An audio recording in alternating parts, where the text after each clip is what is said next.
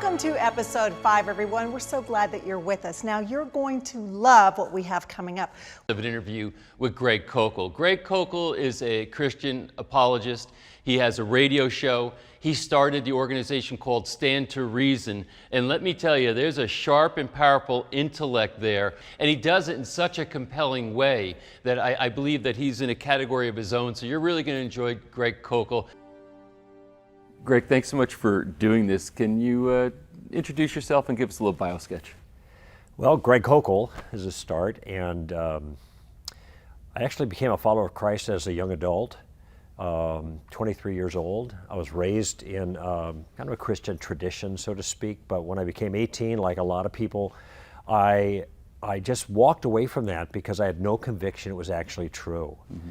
And then this was during the 60s, and there was a lot of counterculture things going on and a whole lot of new options coming in. Mm-hmm.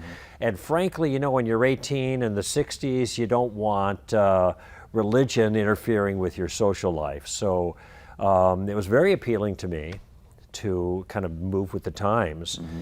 And I thought that doing your own thing, which was part of the vibe of the time, it was a slogan of the time, that would really give me freedom.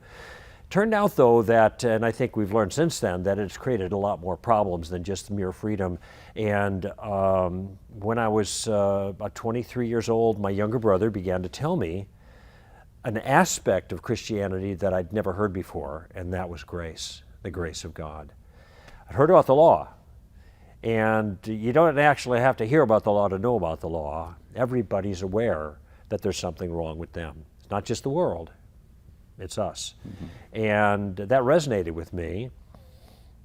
And when he told me about the grace of God, the confidence that I could have that there was a way for me to be accepted by God, no strings attached, so to speak. That it was not based on what I did. It was based on what God did for me. That in Christianity, it's the only religion in the world where God rescues us, we don't rescue ourselves. Okay? That resonated with me. And over a period of probably 6 months, thinking about it and asking a lot of questions and pushing back a lot and walking away from the conversation lots of times, I finally just developed a conviction. I don't know how else to describe it, Patrick. This deep conviction that this account of reality was actually true. Mm-hmm. That Jesus was who he claimed to be, that he had a claim on my life. And so I decided to follow him.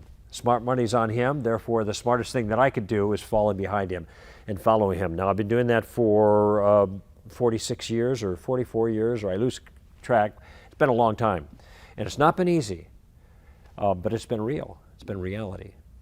And in that time, not only have I grown in my understanding of God and how to walk in the real world with him and engage the real world on his terms, not on mine, I've also had lots of fun opportunities and challenging opportunities to help other people do the same.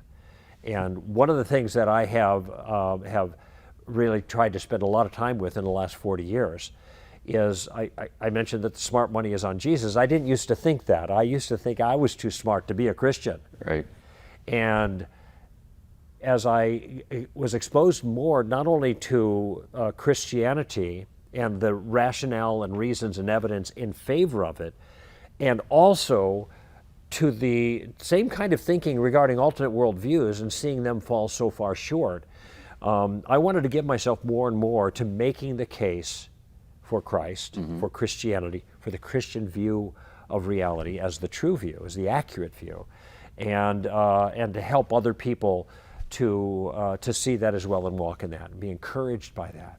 A lot of what I do, defending the faith, is not just defending the faith in front of critics, but also giving Christians the tools to face the toughest critic they will ever face, and that's themselves. Because for every one of us, we run into those times we wonder, am I barking up the wrong tree here? Am I wishing on a star? And am I just trying to convince myself of something that I like or something that I want when it's not actually true, mm-hmm. especially when we encounter difficult times. And that's when, for me, all of this other information that I help teach other people and study, and that's when it becomes most personal to me, because I realize, no, there are good reasons to be confident that what I believe is true actually is true.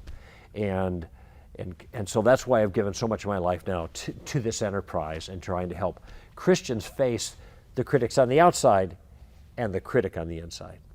You use two terms. I'm wondering if you make a distinction between them. One is faith, Yeah. the other is conviction. Yeah. Are they similar, the same? How do you see it? Well, I'm glad you asked that question because I am using them as synonyms, okay? But I like the word conviction better than faith. And the problem with the word faith, Patrick, is that it's too easy nowadays for people to attach words to it. Right. Like when you say faith, faith film, a faith tradition, a person of faith, people attach words like blind or leap of. Right. And they have the concept, well, that's your truth, he has his truth, and everybody has their own faith, okay? So they contrast the concept of faith in that sense with knowledge. You have knowledge about things, facts, evidence, truth in the capital T sense. Then you've got faith, and isn't that nice? And small t, true for you kind of deal. And so I've tried to avoid the language because I know that people will naturally tend to do that, that the word faith has been largely corrupted, I think, for our use nowadays to communicate what I mean, and I think communicate with what the biblical worldview is, how it's meant to be understood, and what the Bible itself characterizes. It doesn't characterize a leap of faith. It characterizes a step of trust based on things you have become convinced of, and we're convinced of them for reasons. That's the biblical model. And so that's actually a really fair distinction. I want to really stay away from what most people think of as faith, and I want to talk about my convictions about the way things actually are and the reasons why I'm convinced that things are that way.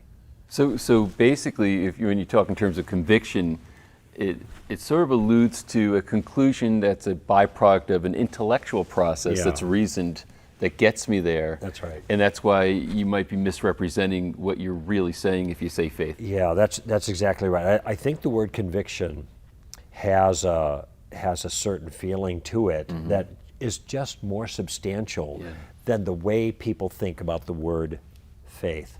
And that's why I've tried to eliminate the word from my vocabulary and find substitute synonyms that really more powerfully and substantively convey what I have in mind. And I don't mean leap of. Yes. I don't mean blind. Right. I mean conviction. And this is important, because obviously we're all searching, and the world, I think, we're here, and there's a lot of questions that one might have as you talked about your journey, and then kind of how you got on a track. Right. So now in the Christian convictions that you have, what are they born of in particular? Are there maybe 3 or 4 or 5 salient things that were organized as kind of the line of thinking that got you on a track that said, I now have this conviction and I feel very solid in this conviction because of certain milestones in my journey? Yeah, there's actually 2 answers to that question, Patrick, because you're asking somewhat of a historical question, but you're also asking somewhat of an intellectual process, okay? And for me, those were 2 entirely different things. Okay. I have good friends that started out as atheists, confronted the evidence, were convinced by the evidence, became Christians, okay? And actually, most people who do what I do had some story kind of like that, which is great. In my case, though, I did not have all of my questions answered. I was not in possession of all the evidence that I now know about in favor of Christianity.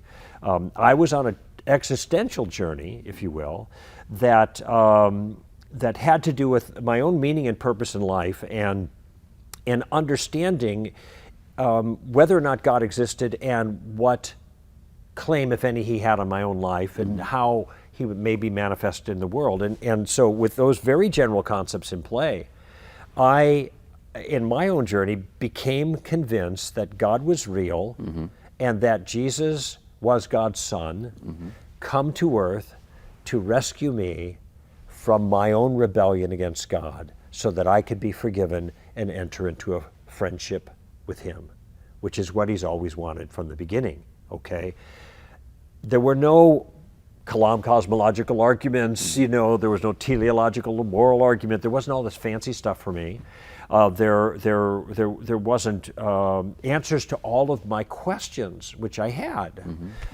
Rather, there was a deepening conviction that I was onto something that was really true. And see, I have to be careful even how I use the word true nowadays, because it's a relativized word, isn't it? Yes. Yeah. And that's what I say. So when you say true or truth, you know, what do you mean by that? Yeah, and it's even discomforting for me to talk about my journey, Right. because, okay, well, that's nice. He has his journey. Now let's talk to this person over here who has a different journey, Right. as if all journeys are equal and just significant for individual people. Some people like one thing and not the other, and that's Right. just all you can say about it. Right. It's approaching the whole enterprise like it's a dessert. Right. You know, is it ice cream, or is it cake, or is it donuts, or what is your preference here? But that's not my view at all. Yeah. I'm trying to figure out what the world is actually like. Right. Either God exists or he doesn't. Right. Okay? If he doesn't, when you think about it, this has massive ramifications for the way one lives. Yes. Okay? Yeah. If he does, well, that's the flip side now. This also has massive ramifications in another sense. So I have become convinced that Christianity is true, first from the existential kind of sense, although my sense of it being true was still the same sense I'm talking about now. True to the world, true in the sense of fact, true in the sense that if you disagree with it, then you're wrong. Right. That's the sense of truth that I'm talking about. Now, I could be wrong in my assessment, but I want to at least be clear in the kind of claim that I'm making.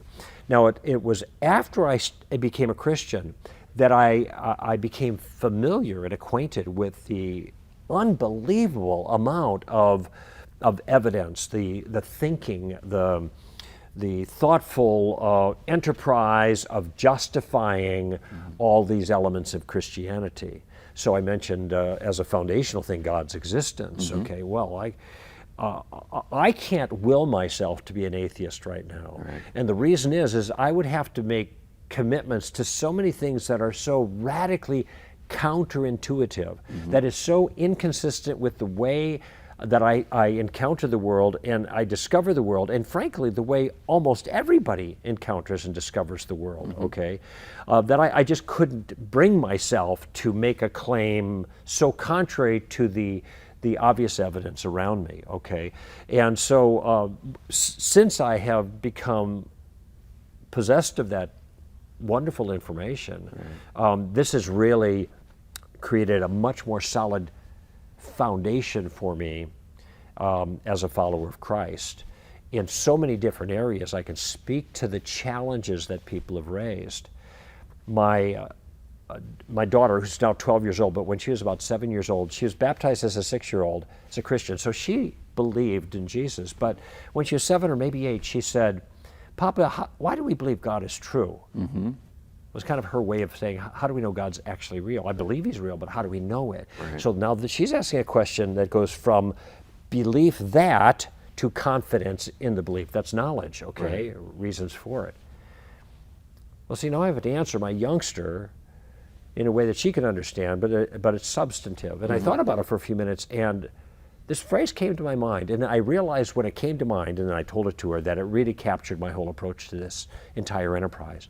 I said, "Honey, the reason that we believe that God is true is because he's the best explanation for the way things are." Right. He's the best explanation for the way things are. In other words, there's explanatory power in the Christian worldview. It helps us make sense of the whole world. No, and this is the interesting thing, is that you're talking about a rational approach. You're basically saying that reason supports your view, not that you have to cast away reason in order to adopt it. Right. And quite frankly, as you just described, an atheistic point of view for you would be irrational. Yeah, I just would take exception with the phrase "for you" because that could sound like a relativistic one. I am convinced that it is irrational. I can give you the reasons why I think that it falls so far short of the evidence and of good reason. Yeah, and yes. and we talk about relative truth is sort of a contradiction in terms, right? It's a misuse of the word truth. Yeah. Classically, truth meant that your beliefs fit the way the world actually is. Right. And so if your truth is relative to you, then all you're saying is you're reducing the word truth to mere belief. Right. But you're not answering the question of whether your beliefs are actually so. Yeah. That is actually true. Yeah. Yeah, which is where it seems like those two things can't be used together. They're incompatible. Yeah. This is the trend, yeah. and I want to reverse the trend because I don't think it is an accurate characterization of the way Christianity has dealt with those ideas over the last 2,000 years. Okay, and I don't think it serves us well as human beings trying to make sense out of our world. Right. You know, if you think about it, when you say, well, that's your truth, and you believe something opposite, that's your truth, that's patronizing. Right. Because what it's saying is, your beliefs are false. Right. But you believe them, and I'll smile and nod my head and patronize you about your, and it's almost condescending, about your belief, but it's not really true. Don't act like this is reality. No, it's not. So now what sounds like a very tolerant approach really turns out in fact to be something that's rather condescending. And my feeling is, why don't we just man up to this and say, I think I'm right, you think you're right. Nothing wrong with that, but we can't both be right because we disagree. So let's try to figure out who's actually right. Maybe we're both wrong. Maybe somebody else is right, but let's not patronize each other by saying, oh, that's your truth, isn't that nice? I have my truth, and now what? Yeah, and that could lead to a pretty bad place, right? I mean, if you think about it, because if truth can be relative, then can't morality be relative too? And then if you have, and that way it's kind of a moral blank check to say, listen. Well, see, now you're onto something. I mean, this is the kind of thinking people ought to be doing, right? Because they think, well, okay, morality is relative, that's good, because then if I'm sleeping with my girlfriend, then you have no grounds to object. Right. Oh, right, okay. But then I have no grounds to object to the war in Vietnam. Right. Which was my situation. I was a relativist when I was a non-Christian in the university. I didn't want anybody telling me who I can sleep with, but I wanted to tell somebody else who they could fight with. That was an immoral war. Well, wait a minute, if there is no morality, then what are my grounds for objecting against the war in Vietnam or any other hot button issue that is popular with a lot of people that otherwise would consider themselves relativists? Think of it this way, Patrick. Lots of people want to be relativists. They don't want people to be relativists towards them. Right. They want them to be virtuous, And so it's an all or nothing enterprise if we're going to be intellectually honest. Right. If there is no objective morality, then there's no objective morality. Right. Then you can't say something like morals are relative, therefore it's wrong for you to push your morality on me. Right. Well, it can't be wrong to do that. That's a contradiction there. And you can't start complaining about the problem of evil, which pretty much everybody has that complaint, and I understand it, because I think there is real evil in the world. But if relativism is true, that eviscerates the charge. There can't be any real evil in the world if there's no morality to define departures from good, which we call evil. So yeah, there's a poison pill in there that a lot of people are not aware of. And this is where it really kind of, I think the rubber meets the road in many respects, because it's, culturally, what are conclusions that we draw? That's right. How do we argue for them? And how do we guide our lives, and et cetera, based on all this? And so this is really very philosophical in nature, right? It's adopting a view of reality, having your rules of evidence, and then figuring out, okay, what's the right way to behave based on all of this? Sure. Well, that's a philosophical way kind of discussing it as we're knocking it around, because we're trying to be careful and clear about these things, and we're trying to be intentional about addressing these things. But the fact is, every human being goes through this process in some way or another, maybe not with some of the terms that we're using, but they're trying to figure out what is the good after all, and what makes the good good. Right.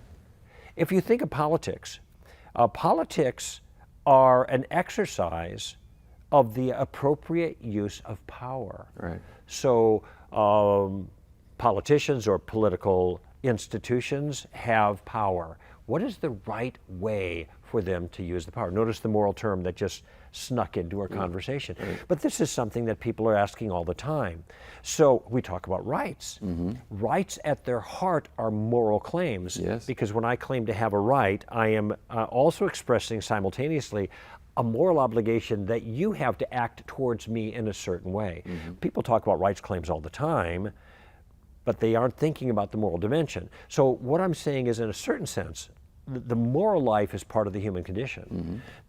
We are human beings that are built this way uniquely, which I think is another evidence for the Christian worldview, because we are able to make sense out of that. We're made in the image of God. We are separate in a very vital way from everything else that's been made, all other sentient creatures. But this is the human condition. This is the way we operate. This is the way we work. We can't get away from these things. And so a lot of my project here with understanding Christianity is to try to engage people on that level. Even though I've got advanced degrees in theology and philosophy, I don't want to blind people with philosophy. I want to talk to them and say, look, these are things that you address all the time.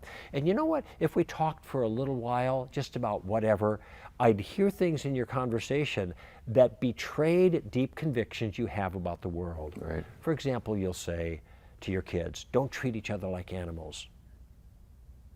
Why do you say that? If we're just animals, and let's say the Darwinian project tells the whole story, why not treat other people like animals? See, I think that people say this because they have an intuitive sense that man is special in the system in a way that no materialistic, Darwinistic schema can account for. Right. We can account for that. So here we are. Annabeth, my daughter, it's the best explanation for the way things are. And there are dozens and dozens of things like that come up naturally in people's conversation that they don't think about making sense of in light of a bigger picture of the world. And I'm just trying to connect the dots for people, because I'm convinced that Christianity properly understood really is true. The biblical worldview is the story of reality, right. Okay? And I think that I can give people good reason to at least see how that's the case. Whether they fully invest themselves in it is another matter. But that's between them and God. Is there a certain key dots that you connected that kind of started having things fall together for you? For me personally? Yes. Or that you put together for others who you're trying to communicate this message to? Yeah. For me, not so much personally, because of, as I described, that process, me becoming a Christian. And it was later that these things would kind of come together. Now, as I look at the whole thing, I have a tendency to more systematize it. Yes. So, and what would be the foundation of the whole thing? Well, it would have to be God. Right. In our story, starts in the beginning, right. God. So God's the main player of our story. He's the one who is responsible for everything else. God created the heavens and the earth. However that's ultimately construed and worked out, that's a basic general statement. He's responsible for everything. Now, if he made everything, it belongs to him. And that's the whole concept of kingdom, a king in his domain, right. Okay? So that's foundational, okay? Another thing that's foundational for me is the idea that God, in addition to everything that he made, which is pretty cool, he made human beings as a very unique, for lack of a better word, creature, okay? Humans are different. They're similar to everything else. They're contingent. They're not little gods. They're things, okay? But they're things of a very particular sort. And what distinguishes human beings from all other sentient creatures is not that they have a soul. These other sentient creatures have souls too. That's a standard teaching in the story, the biblical story, the account of reality. And the church has always taught that, okay? It's the kind of soul that humans have. We have a soul that bears the imprint of God himself. We are like God in a certain fashion. And this allows us to be the kind of creature that can be in friendship with God, okay? It's just like you and I can have a relationship different than you and, Fido or Fluffy or whatever, And, some people prefer that relationship, but, it's not the same gravity of kind of relationship that humans can have. So there's a... Let me ask you this, because you've used this term a couple of times. I want to understand the context, friendship. Yeah. When you say I have a friendship with Jesus or friendship with God, right. What do you mean by that? I mean that there's a personal element to it. God is not simply an abstract concept. He is not a prime mover, like in Aristotle's sense. He's not just out there that kind of a mathematical construct that solves certain philosophical problems for us. I think he does solve those things, but he's also personal.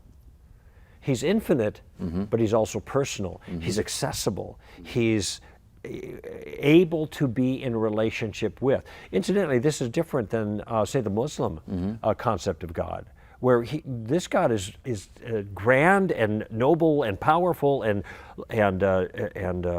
moral and all these other things, but he's very far removed personally.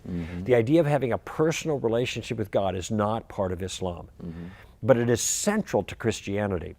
Now, I use the word friendship partly because the phrase personal relationship has been used so much, it's starting to lose its some of its punch, and so I'm trying to look for a fresher word that will communicate the same thing, and that's why I think of the notion of friendship. And actually, Jesus says at one point to his disciples, they had gotten to a point where you're my friends now. I'm telling you what I'm doing. We're connected in a different kind of way, and so I think this is something that the biblical model offers to us, and I think it's very appealing. Friendship with God, and it's a bit awesome in the classic sense of the word, and that we can have such a thing is a testimony to the rescue plan itself, which is probably the next thing on the agenda. So let's go there. All right, now keep in mind we have a friendship with God, but this is a friendship that could be betrayed. Right. And that's exactly what happened. And so there's a rebellion, and this was not a good thing. And this means that man is rebelling against his sovereign, and a whole bunch of dominoes fall as a result of it. When you're raising kids, and a lot of parents can understand this, you say yes and no to your kids. Do this, don't do that. We understand a little bit of how the world works, and we know that if our children do the wrong things, that they're going to break something. Maybe it's a vase, maybe it's Papa's tool. Or their arm. Pardon me? Or their own arm. Or their arm, yeah. Or a relationship, or a life. Right. And sometimes the breakage is irreparable, and so we have boundaries, right? Well, God's the same way. And what happened is when our first parents, Adam and Eve, rebelled against their sovereign, they broke the world. They broke the whole world. They broke their relationship with God. The friendship was severed. They broke their own souls. They broke their relationship with each other. Very soon in the narrative you can see now, oh, that woman who you gave me, God, she was the one who told me to do this, pointing the fingers. And then soon after that in the narrative you've got all kinds of nasties that are happening through the whole human race. And so now what? Man is separated from God. He is in rebellion to God and to others. He is now slave to a new master, Satan, who's not a guy with red tights and a pitchfork. He's a real powerful, a personal force in the world that is a mortal enemy of the king. And man is also enslaved now to his own corrupted nature, which the story calls the flesh. This is big trouble. And the king's mad. And he ought to be. Now what? Well, he could have lowered the boom, but he didn't. He decides to establish a rescue plan. And in his plan, God steps down. God gets low. God comes in among us and becomes a man himself, never ceasing to be God, but now taking on to his divinity also humanity in the person of Jesus of Nazareth. In the beginning was the Word, and the Word was with God, and the Word was God. And then later on, and quoting the opening lines of the Gospel of John, and the Word became flesh and dwelt among us, and we beheld his glory as of the only begotten of the Father, full of grace and truth. Now, I don't know about you, Patrick, but I think that's the greatest line in the whole story. I mean, the first line is pretty cool, In the beginning, God created that. That's awesome. But this, God becoming a man, being one of us to rescue us, that's sublime. Yes. That takes humility. And this is exactly what later writers describe Jesus having done, this great act of humility by becoming a man to rescue us. And he rescues us by making a trade. We're pretty nasty. We're made of good stuff, but we went wrong, okay? And we're guilty. Jesus is made of good stuff, and he doesn't go wrong. He does everything that we should have done, but we didn't. He does it. Where we failed, he succeeds in all ways, and especially before the Father. So he's got the goods, we got the bads, and he trades. He takes our badness on himself so that he can give us his goodness. And that trade took place on a small cropping of hill on the outside of Jerusalem. The locals called it Golgotha, the place of the skull, but we know it as Calvary, the place of the cross. Right.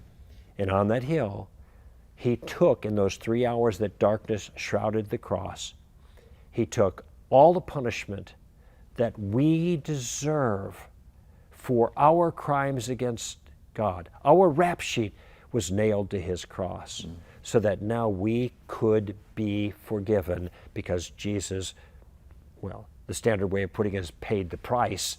But we say this kind of thing, and I don't think people understand it. Now maybe the way I've just described it, you get a little sense of it. Jesus paid for my crime so that I could go free. And not just go free through forgiveness, God's mercy, but now I can get the righteousness, the merit of Jesus himself. That's part of the trade. He, the Father, made him, Jesus, who knew no sin, to be sin on our behalf, that we might become the righteousness of God in him. That's the trade. The Reformers called it the marvelous exchange. I was just citing from Paul there in 2 Corinthians chapter 5. But this is a magnificent, unbelievable gift that God has given us at his cost. And this then rounds it out, really, all that's left now of the basic story, the core of it, which is what you asked about, is that a gift is being offered us. We can either say yes or no. If we say no to Jesus making the payment, then we pay ourselves.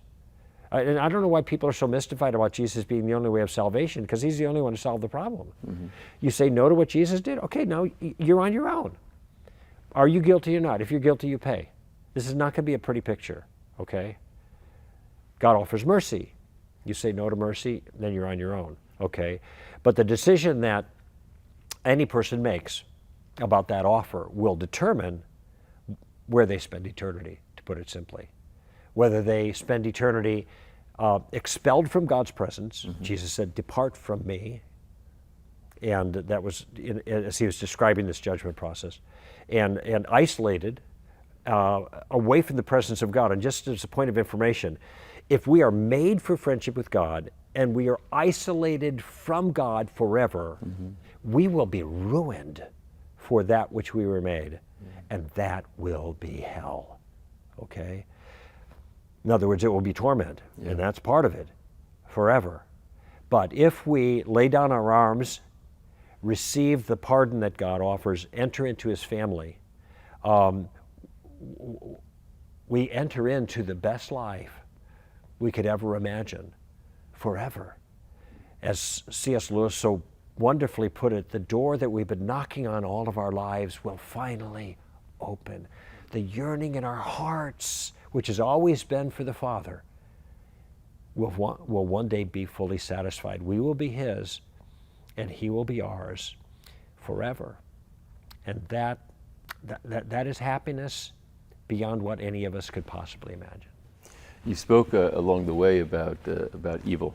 Yes. And the presence of evil on earth. So Right. how in your studies and in your experience, how do you contextualize evil in everything else that you're talking about? Why does it exist? Yeah. Let me put it this way, because I don't think most people have heard it this way. They think that the problem of evil is a problem for Christianity, and for any theism, but certainly Christianity. And what I want to say is it's not the problem for us that people think it is. Our whole story is about the problem of evil. It starts in chapter 3 and it ends 66 books later. Now the difficulty is that we're in the middle of the story. Right. Okay, now you think of the Lord of the Rings. Anybody who's read that, it starts out great, really interesting, on this fabulous quest, and right in the middle, all of a sudden, the orcs are everywhere, and the Uruk-hai are doing their thing, and the big eye is up there looking down on people, and the fellowship is broken up, and you could say, what a lousy story. Well, the story's not over yet. Keep reading.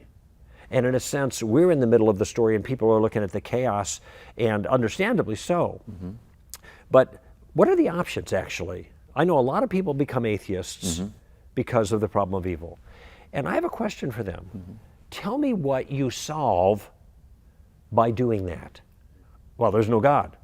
Problem of evil. Okay, wait a minute. There is a problem of evil. I agree with that. Okay. But it's not a problem for Christians or theists only. It's a problem for everybody. Yeah, as if atheists are immune to it. Exactly. Right. They're the ones who are complaining loudest about it, right? So, okay, you don't believe in God anymore. I get it. I understand that. Okay, now tell me, problem of evil, it's still there. All these evil things are still happening.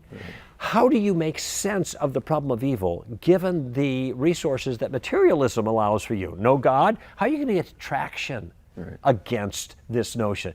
I don't think that atheists can even make sense of the problem itself, much less offer a solution. And so I know that Bertrand Russell, the great 20th century philosopher, atheist, British analytic philosopher, said, how can you talk about God when you're kneeling at the bed of a dying child? Wow, that's powerful. And when I first heard that, I thought, that has tremendous rhetorical force, and I don't know how I'd answer that. And then I heard Christian philosopher William Lane Craig offer a response. And he said, what is the atheist Bertrand Russell going to say when he's kneeling at the bed of a dying child? Tough luck? That's the way it goes? Too bad? No silver lining? That's all that atheists have. They are forced into a suffocating silence in the presence of evil because their worldview cannot even make sense of it. But see, our worldview can make sense of it. We believe in the good that evil is a departure from. Okay, we're not relativists. And we believe that God understands the problem that we caused, and He is in the process of fixing it. You want to be on board? You got to climb on board with God. If you don't climb on board with God, you're not only going to be a victim of evil in the world, you're going to be a victim of your own evil when you stand before God and give an account for your life, because there's no one there to defend you. Okay? So, I mean, I think I'm in a pretty good place as a follower of Christ when it comes to the problem of evil. Now, that doesn't mean there's no outliers.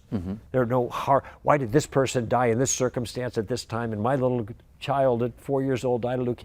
Man, we're on a battlefield, and there are going to be casualties until the battle's over. But we know why the battle started, and we know how the battle ends. And I can't tell you why people drop at certain spots at certain times in the battlefield. Only God knows that. I can't tell you that, and He's not talking about it. He's not giving us the insight. But we got the big picture.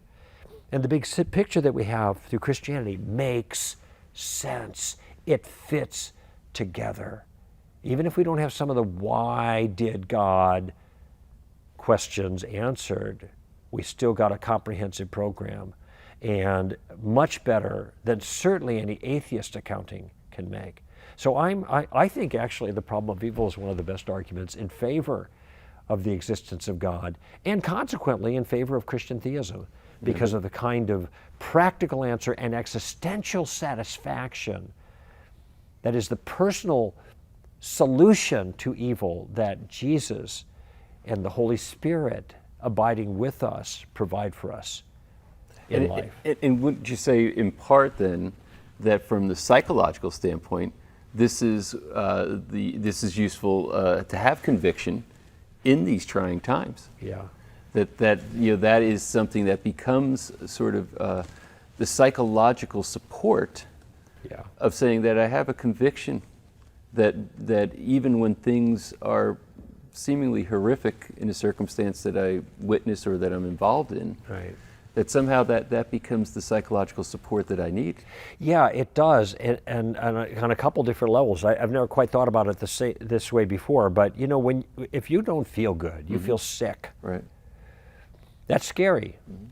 go to a doctor and he identifies the disease, in a certain sense, you're feeling a little bit better, not physically better, but now you know what's wrong, and so then you can develop a plan to fix what's wrong. You're on a trajectory to improve this, correct it. And I think something similar is going on here.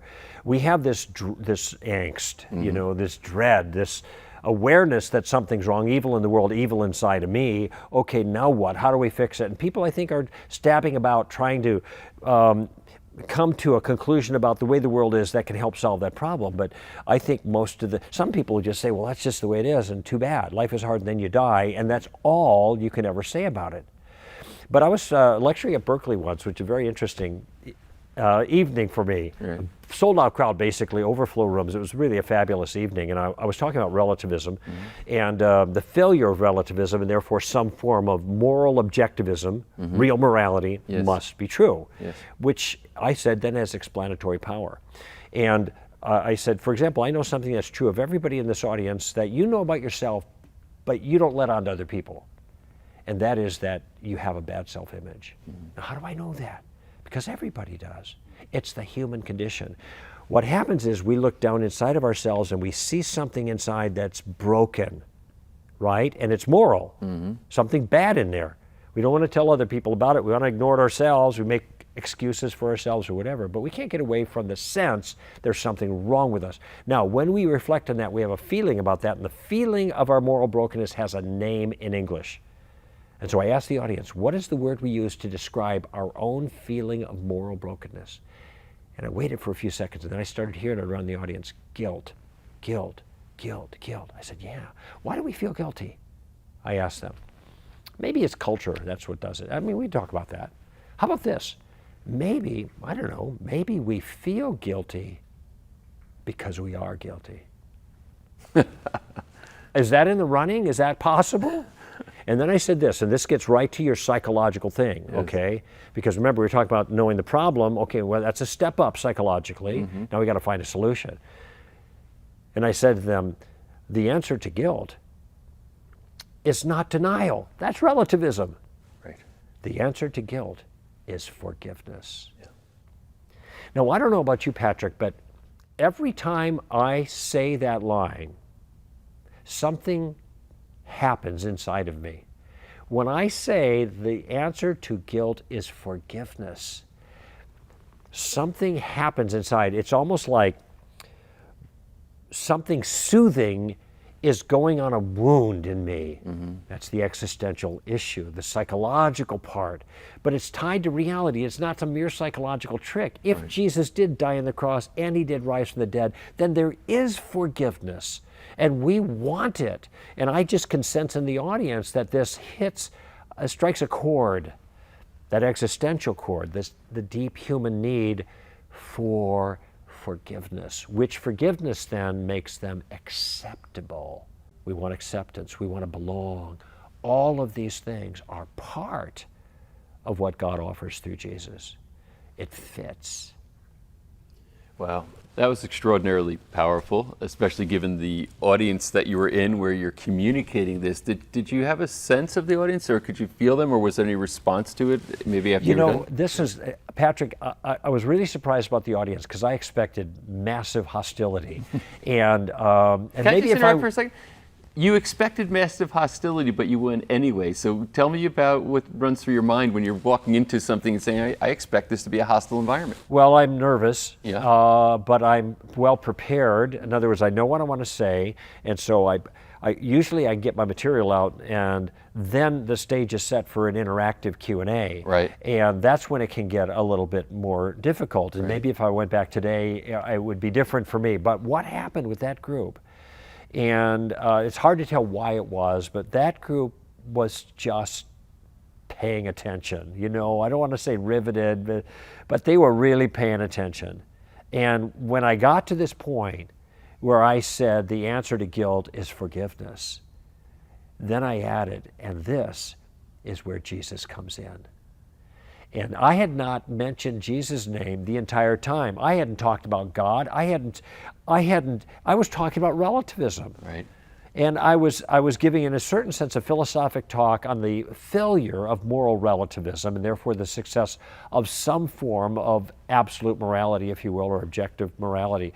But I explained this has explanatory power, and it's the best explanation for the way things are, kind of thing. And that's when I was able to go hear it. But now I was able to just leverage this philosophic discussion into Jesus, which I think it's an indication that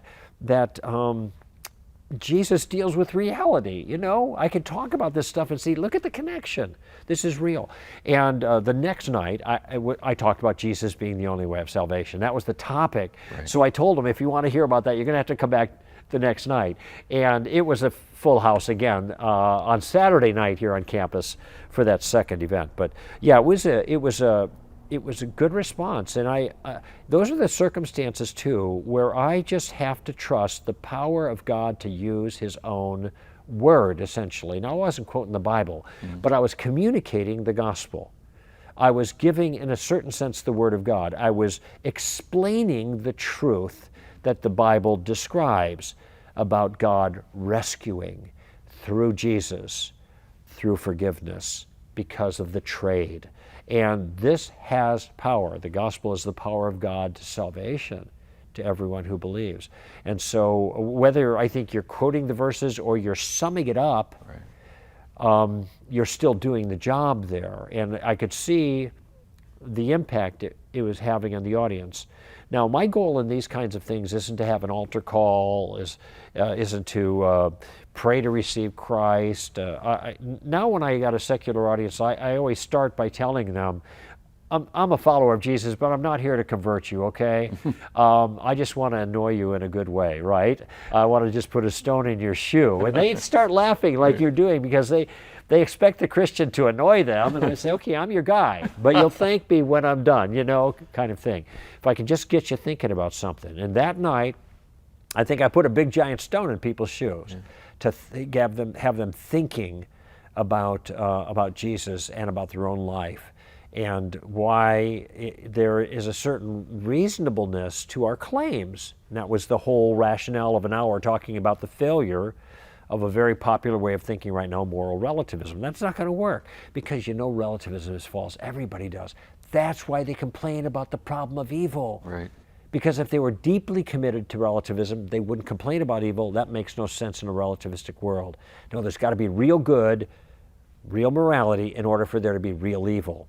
And everybody knows there's real evil. See, now this gives me a leg up, Patrick, as a Christian.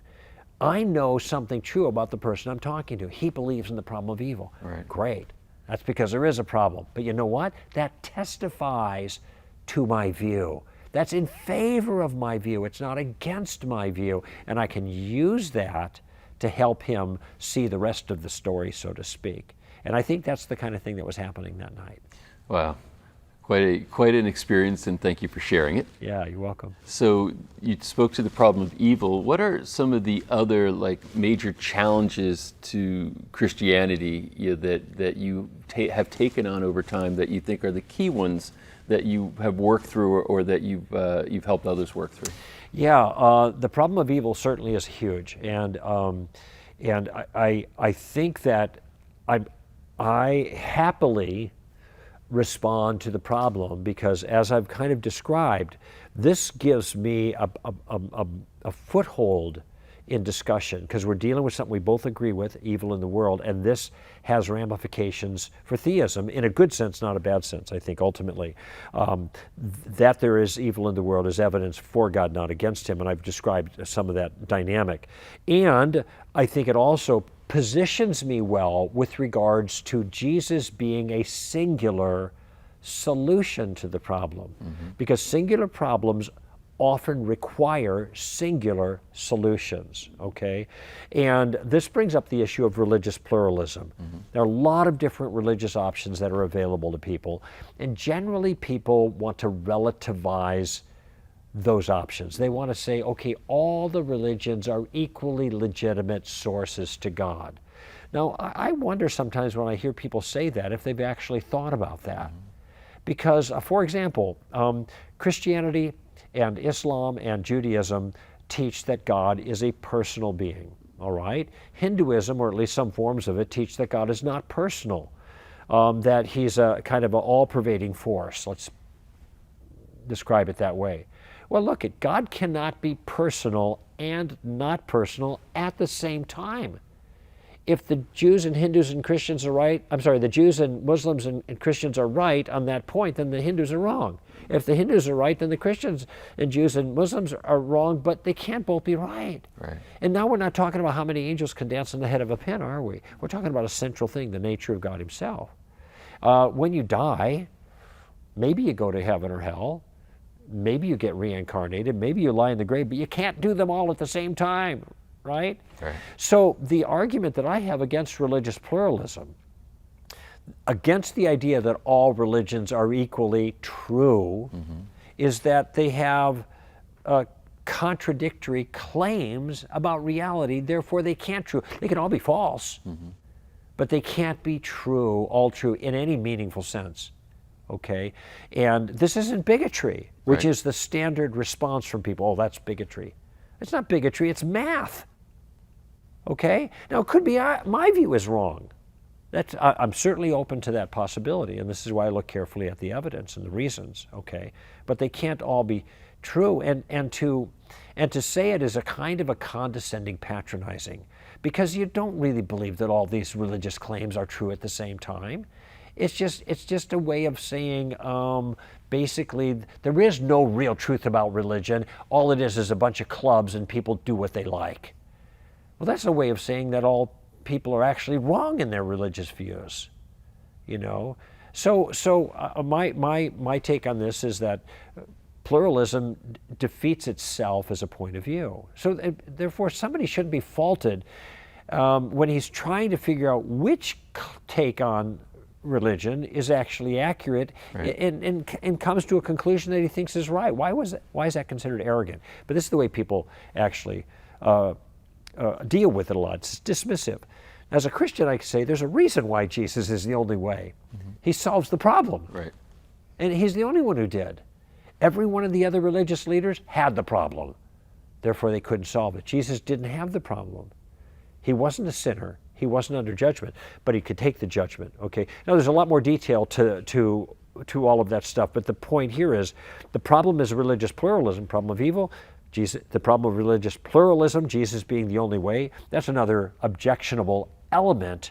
And I just want people to see, well, there's nothing odd about thinking you're right about a religious point of view. Everybody thinks they're right about their religious point of view that they hold, or else they wouldn't hold it, you know? Why is it the Christian generally is the only one that's faulted for thinking is right? And it's crazy. In any event, so that addresses two of the main issues. Okay. Could I ask, there's a derivative one that comes from this, as you're bringing up, people maybe from the East or from other parts of the world. So the derivative issue is, what of the person, the human being, that's never exposed to Christianity? Yeah. So, because that's also, a problem in the sense of, okay, well, nobody ever spoke to them about Christianity. Right. What is your view on that? Yeah, that's a common question that's brought up, and just a little side observation. That's a problem for every religious view. Of course. If every religion claims their religion is correct, then what about the people who are never exposed to their religion? Now, I think Hinduism in some forms can get around that, because what they could say is, well, here's the way reality is structured, so to speak, that we're all kind of part of an illusion, and we all are part of God, and we just have to kind of get back to God. And whatever religious enterprise that you're pursuing will probably get you back there sooner or later. So Hinduism seems to people to be a little bit more expansive than others. It has its own difficulties in its overall claims of reality, like that we're just part of an illusion. And I don't know how I could know that. I mean, does Charlie Brown know he's a cartoon character? You know, it seems to me there's a built-in difficulty there.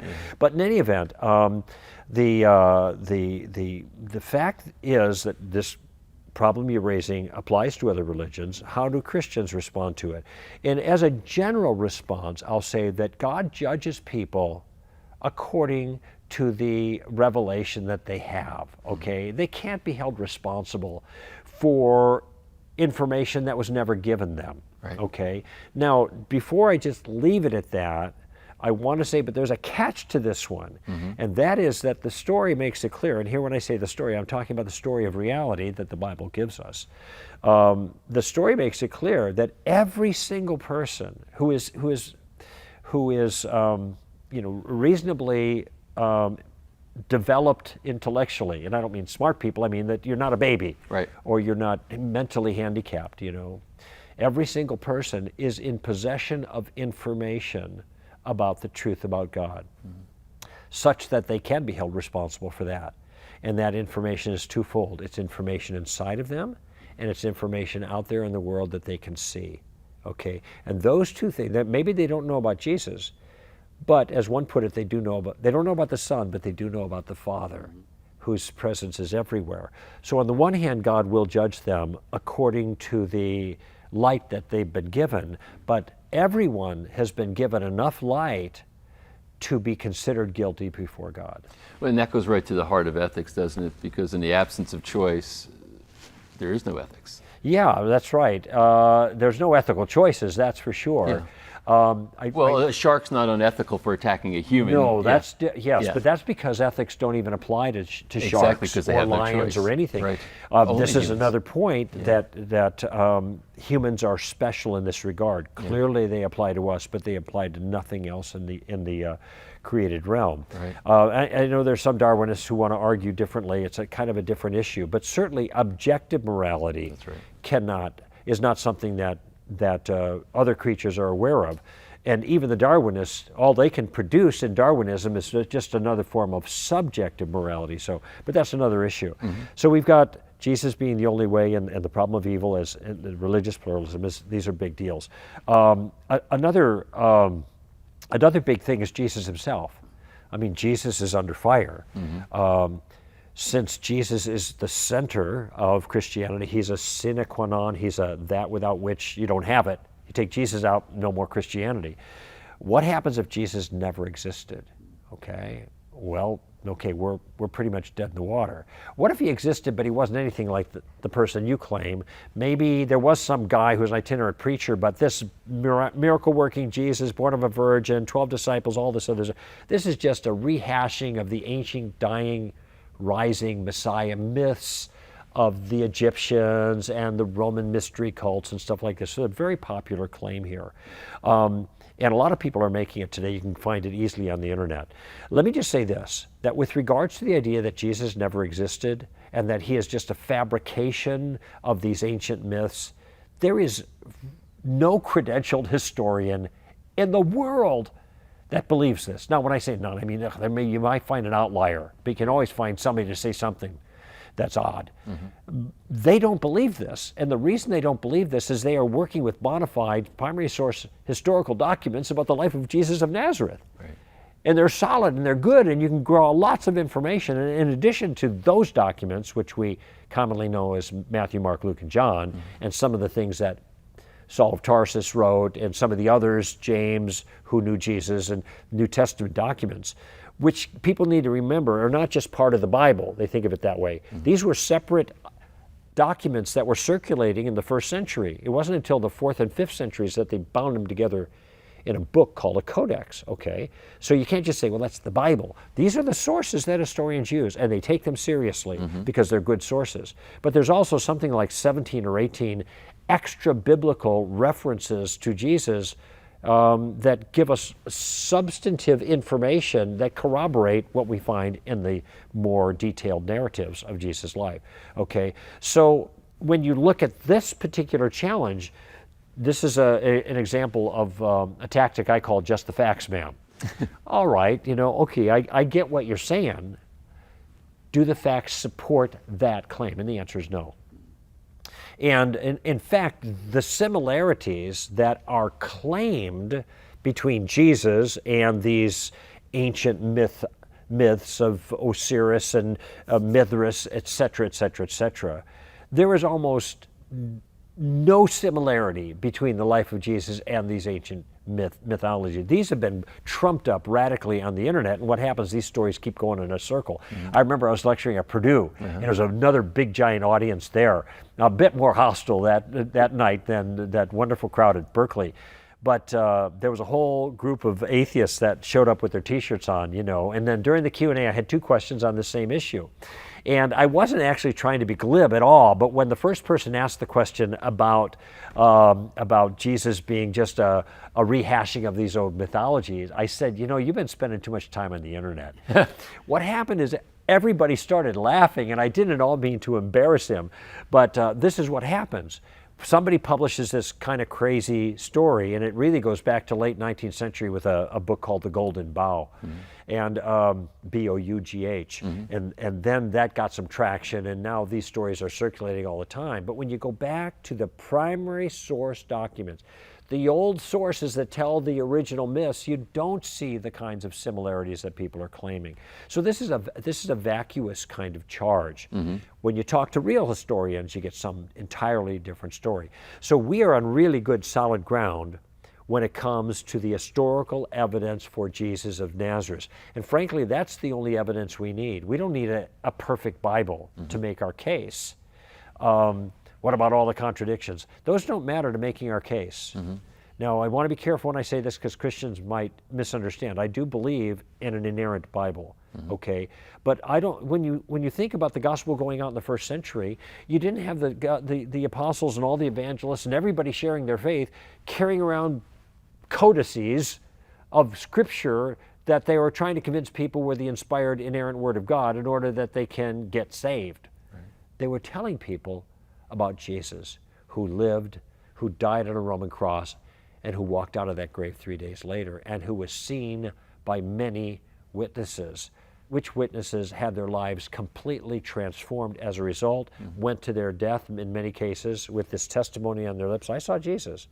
And also skeptics and like James, and also outright hostile enemies like Saul of Tarsus. They were changed because they encountered the risen Christ. This becomes powerful evidence. Yeah, and when you look at the history, to match that evidence, because some of the detractors would say, well, because you were using the term of first century, that the Gospels, as far as dating them. Yeah. Some people think they came much later. Yeah. So, when you really look at the balance of what the scholars have found in the data and research relative to dating the Gospels, right. What is the conclusion that you've drawn based on what you've seen? Yeah, this is a good question because times have changed, and in the last 50 years, there's been a significant shift in the opinions of scholars. And the tendency in the past was to late date the Gospels, put them, early first century to late second century, and I mean way after these events took place, long after the witnesses could have testified to anybody copying the information. And this, of course, impugns the credibility of the accounts themselves, if this is the case. But I have asked scholar after scholar, why do you late date the Gospels? What are the reasons for it? Now, I'm prepared to give a number of arguments for an early date. These are strong arguments. One of them, for example, is that one of the most important events in the first century regarding spiritual things and Christians and Jews and everything was the destruction of the temple and all of Jerusalem in 70 AD by Titus of Rome. This is huge. None of the writers mention it. How could nobody mention the destruction of Jerusalem, especially if they're trying to make a case for Christianity, and this would be a great dig back at the Jews. See what happened? God destroyed Jerusalem because you rejected the Messiah that we just invented, right? In the late Gospels. Nobody mentions it. Here's a good reason they didn't mention it. It hadn't happened yet. Okay, this is one line of argumentation for earlier dates for the Gospels, but there's a whole bunch of others that are very good. But every time I ask about why you late date, I get the same answer, because you have what theologians call a high Christology in the Gospels. And a high Christology means Jesus wasn't just an itinerant preacher who said some nice things and happened to get himself killed. Who knows why anybody would kill a guy like that, but that's all he was. Later on, everybody started developing him into the supernatural Son of God, only way of salvation, miracle worker, risen from the dead. That's mythology. And mythology takes time to develop. And so we must have, Gospels must have been written much later because it takes time for that kind of mythology to develop. Now you may be thinking to yourself, wait a minute, that sounds like cheating a little bit. You're kind of assuming that Jesus wasn't this person. For what reason? You're assuming that there was no miracles. You're assuming there is no Son of God. You're assuming that, and the fact that it shows up that way in the accounts must be proof that they were mythological things developing over time. So it's a confirmation bias. Exactly right. It's exactly right. Now one trouble with that way of looking at it is not only the circular reasoning, but Paul's writings, there's not a lot of contention about the basic writings of Paul. He was a huge player in the first century, and everybody knew it. And certain things like Galatians and Romans and Corinthians, and these are major contributions of Paul to the literature of that day, and it's not contested as being written by Paul. All right? And we know these things are like in the 50s. Right? Paul was executed around 63. That's the end of his life. So he's writing in the 50s. Okay, Jesus died in 33. So within 20 years, we have Paul writing in Romans saying that he was declared with power to be the Son of God according to the resurrection. That's the third verse of the book of Romans. He launches the book of Romans with this statement. That is high Christology in the 50s. Wow, so we have good reason to believe this didn't develop through mythology. This was the earliest testimony that the people who are defending Christianity gave about Jesus of Nazareth. So all that to say, we have good reason to believe the historical reliability of these texts. There's a lot of detail in them. There's a lot of things that are embarrassing to the people who are recording these and writing them down. I mean, the disciples, they didn't look good. They looked pretty stupid. Pretty dumb, unethical at many points. Let's call down fire from heaven on them and destroy them. This is James and John, the beloved disciple, sons of thunder. Jesus said, no. Women are the first witnesses to the empty tomb. Why is that significant? Because they didn't have women's lib back then. Right. They didn't trust women. So if you're gonna write a story that you want people to believe, but it's false, make women the first testifiers to the risen Christ. That's dumb. Okay. So it's interesting because I guess there's two things here. One is say archaeological evidence that would corroborate, but that's another stage of corroboration. And I want to ask you about that in a second. Yeah. But the second is the fact that if somebody has an agenda that to get an outcome that is separate from what's true. Yes. That's not the way to get it. That's not the way to get it. Right. Yeah. So they weren't being cunning. They were being reporters. Well, see, this is the conclusion when you look at the details, because you'd think if the writers were being cunning, there are certain things that show up in the account that you wouldn't show up there. Right. Okay. And there are lots of other things that also show up that are odd. For example, Jesus is struck in one of the accounts, and the soldiers strike Jesus, and then they say, "Who struck you?" And if you're a reader of that account, you're thinking, "You struck me. I just saw you hit me." Why is that in there? Well, you don't know until you read one of the parallel accounts where it identifies that Jesus was blindfolded by these soldiers. Now, these are two separate accounts. And the second account makes sense of something that seems unusual in the first account. Right. These are odd ways that you see these accounts kind of supporting each other, and then you see, well, this wasn't fabricated. Okay, this is an argument against the fabrication thesis, and there's lots of things like that too. So they weren't cunning, and this gives you reason to believe the accounts. Now, one objection that could be raised is, oh, well, you're saying that these scholars have a bias, and that's why they put it. Well, the Christians had a bias too. They believed in Jesus, and so they were trying to put forth an account that made Jesus look good and Christianity look good, so they had a bias. Now, and to this I say that there are, okay, I understand the point you're making, and I guess the Christians did have a bias if what you mean is a point of view. But there's two types of biases.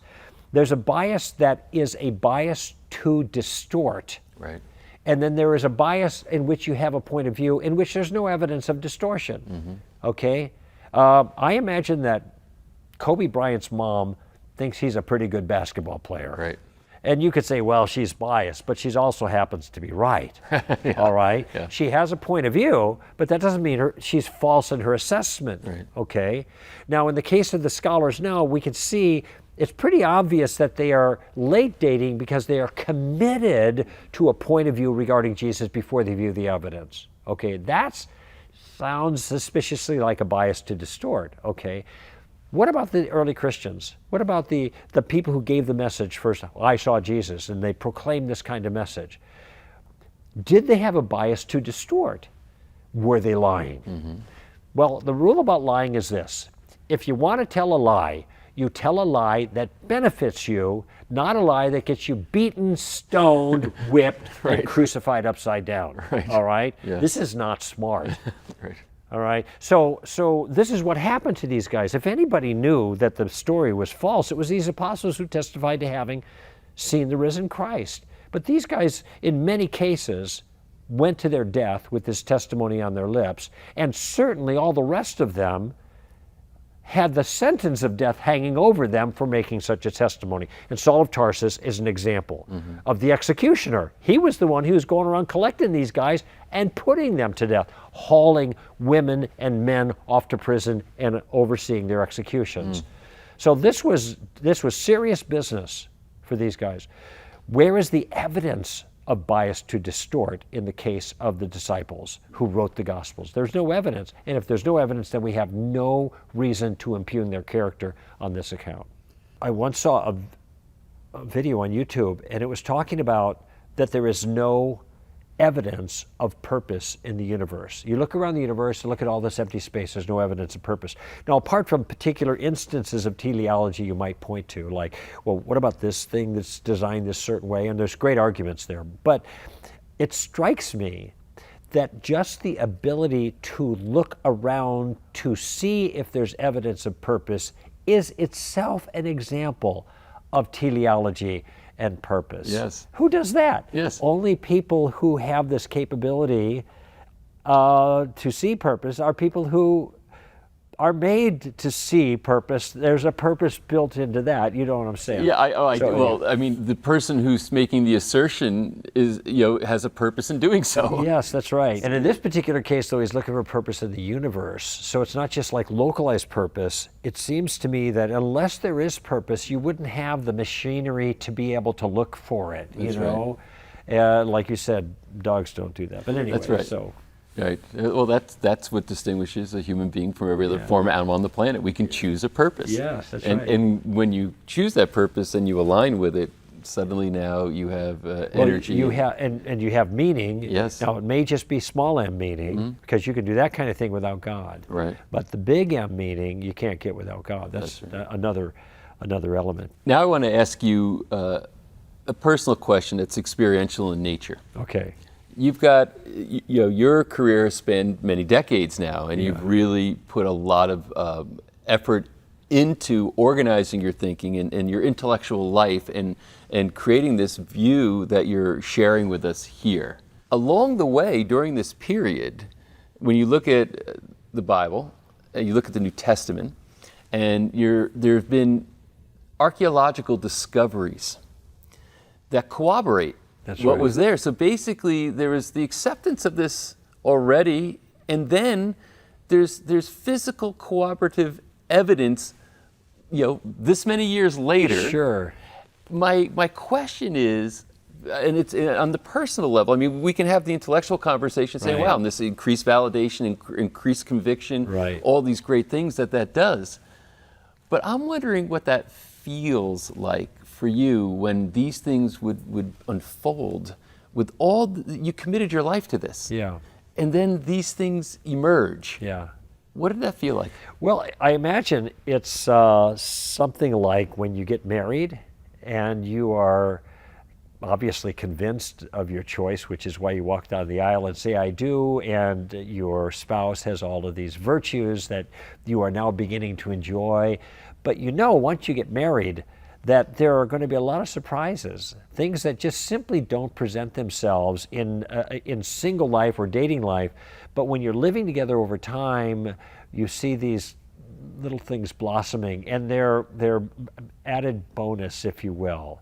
and you think to yourself, wow, that's nice. I didn't know this came with the package too. Wow, that's great, you know. And I think something like that is going on for me when I see these other things happening. There's a massive body of evidence, multiple lines of reasoning that I think bring justification, validation to my confidence and my convictions. But when you start to see these little surprising things pop up, then you think, wow, that's great. In the area of archaeology, for example, there's been a lot of work that's been done just on the Exodus. And one of the difficulties with the Old Testament in particular and history and archaeology is that there didn't seem to be much evidence for this massive event called the Exodus. And if it really took place, boy, you would think there would be some footsteps in history like that, you know, in the sand, so to speak, that they uncover. Well, it turns out, and I can't give you a lot of particulars because I can't remember, but they've been looking in the wrong time period. Right. If you shift things over to another time period, there's a reason why they did that. They made a mistake, and it seems possibly that they did. You shift to a different time period, all of a sudden, all these things come together, and there's tremendous amount of evidence. And when I saw that, I thought, that's pretty cool. That was like bonus material, right? Right. Added benefit or at no extra charge kind of thing. And not only that, when I'm privy to personal things that happen in people's lives, dramatic answers to prayers, dramatic manifestations of God's power in somebody's life. Now, these aren't the kind of things that happen in my life a lot. I mean, I'm not having miracles happen all the time. I'm not having miracles happening at all, for the most part, you know, if you think of the standard definition of a miracle. But at the same time, when I do see these things happen in other people's lives, that is an encouragement to my own conviction. So it's great when things like that happen. It's just like I said, bonus material. So that comes with the package. So with that, how do you see conviction? Do you see it as a matter of degree, or you have it or you don't? Well, in my view, the way you put the question, I'd say it's a both and. This has to do with the nature of faith, okay? If you're going to take an airplane ride to go somewhere, okay, you are making your decision to climb on an airplane based on information that you have. And it may be good information. So this is a good airline. I know here's the travel plan, and they have good employees. The guy can fly the plane, et cetera, et cetera. So, okay, so you have a kind of faith or belief that comes before actually getting on the airplane. But when you get on the airplane, you do something different, right? Now you're all in, so to speak, all right? Now, what if you weren't quite so sure about that airplane? You know, what if you were a little nervous about it? You know, you might not put your full weight down on the plane when you got in, kind of thing, but even though you're not as confident, you're still all in when you climb on the airplane. Right. Okay, and so there is a certain sense in which convictions are all in that you're investing your life in it. But then there's another sense where one gets more comfortable that they're in good hands, fly in the friendly skies, that kind of thing. Right. We're going to get to our destination.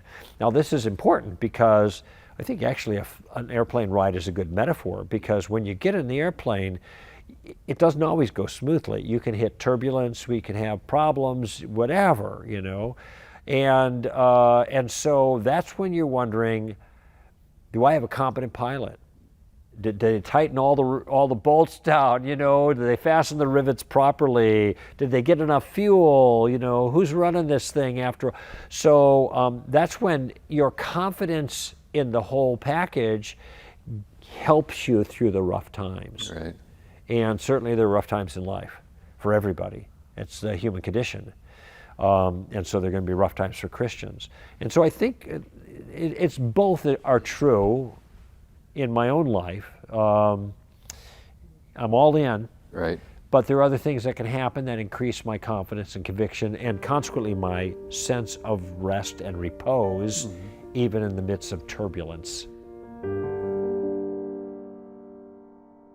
Well, speaking of turbulence, so it seems that in recent years, the atheists have really scaled up their assertions about the existence of God, or that you can't prove the existence of God, etc. So that's another one I think of the big challenges. Sure, right it now. is. They're selling a lot of books. Yeah. There's the front four: Richard Dawkins, Christopher Hitchens, Daniel Dennett, and Sam Harris, known as the new atheist. But there's a whole lot of people that are riding their coattails and taking advantage of this surge, which I think in some way got a leg up at 9/11, because here was a religiously motivated disaster.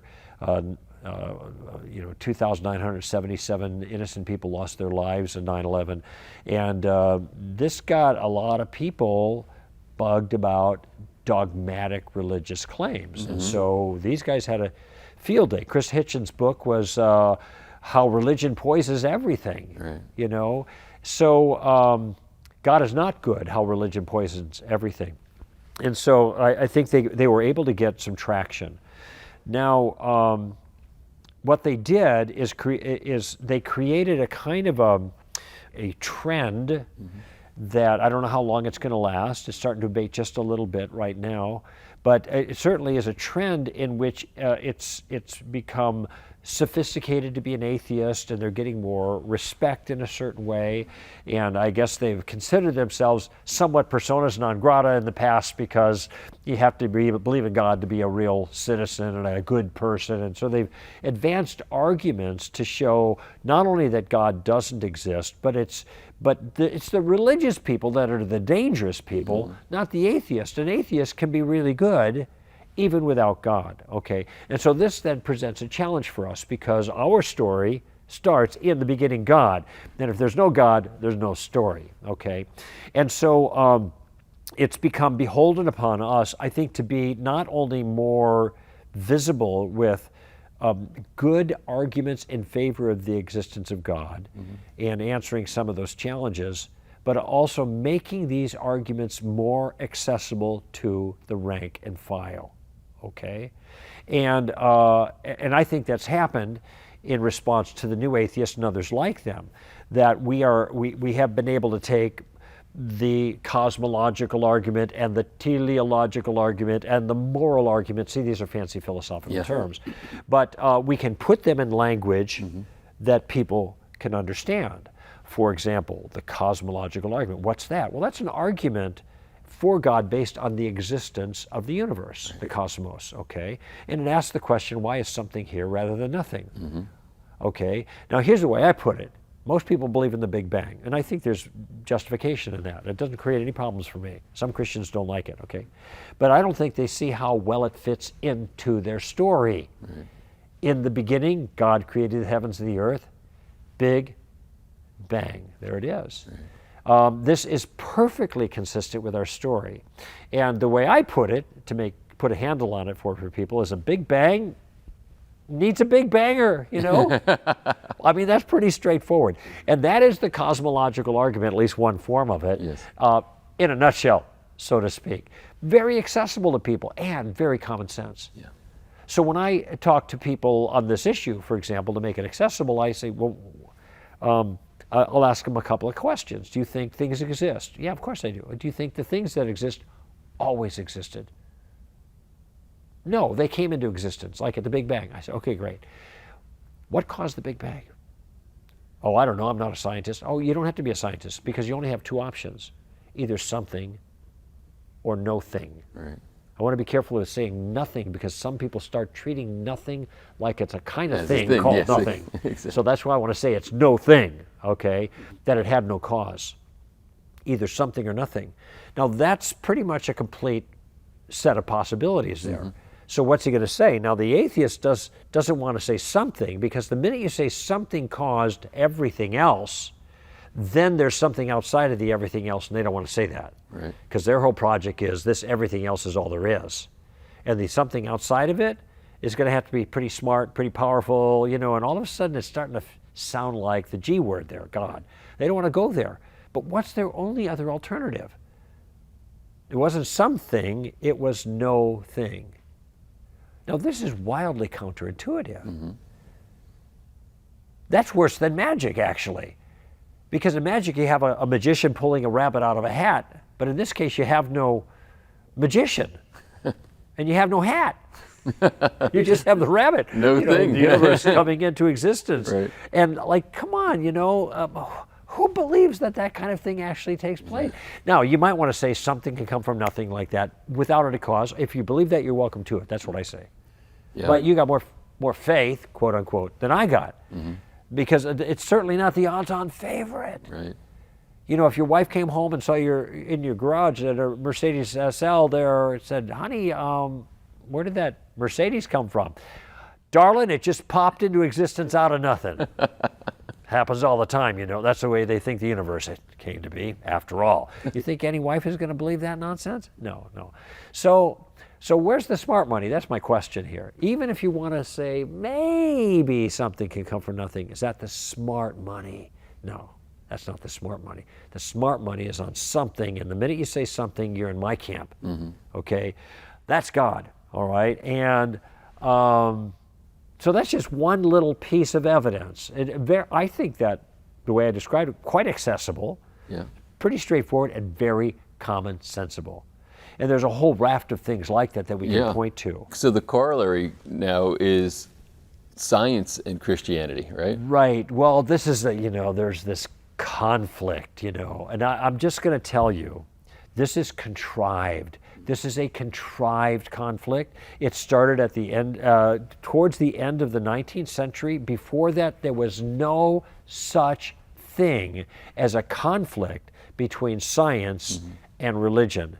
And if you think about virtually all of the fathers of major disciplines of science, whether it's Kepler or Faraday, or whether it's Gregor Mendel, the monk, or whether it's Newton himself, they were all biblical theists.